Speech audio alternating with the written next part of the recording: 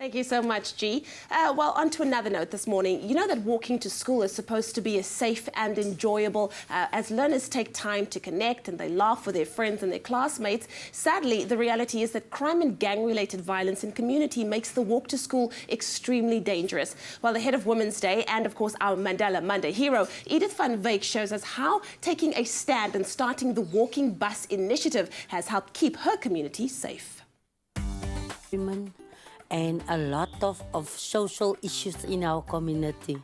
And I take the initiative for upliftment and empowerment. In 2016, Minister Dan Plato devised the walking bus concept, and Edith van Wyk was first to implement it in her community. It's now a successful project protecting West Bank's children. The process behind the walking bus is, in the morning, we go to the various houses in my street and we go and collect the children that is supposed to go to school. We know where each and every child stays. When we come out in the morning, we start with the whistle. And when whoever is at home know the whistle, they know walking bus is coming. And then they come into our walking bus. And from there, we take them to the various schools. What motivates me to be on the community safety is 5 years ago, I lost my only son due to gang violence. And 2 years ago, I also lost my brother in gang violence. And why I want to be on the community, especially when it comes to safety, I like to action. Beyond the call of duty, keeping an eye out for drugs and bullying issues among the children. The walking bus, it is one of the great initiatives coming from West Bank. Before the walking bus, our school's attendance was very low.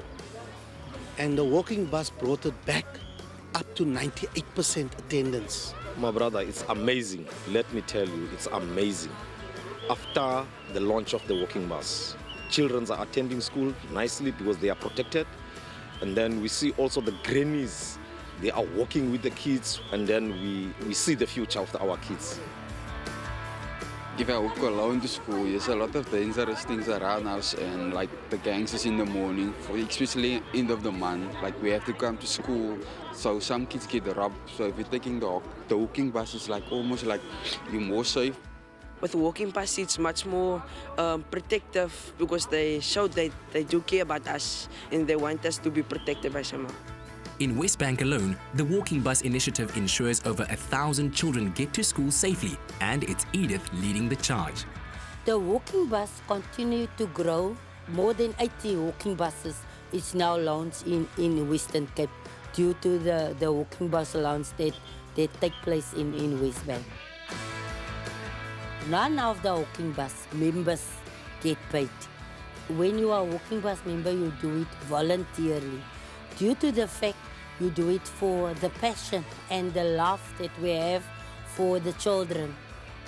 The advice that I would like to give to my community is to be active and to be proactive, especially when it comes to the safety. And I think that is actually my main focus, to be part of a community where I can make a difference, especially when it comes to upliftment and empowerment.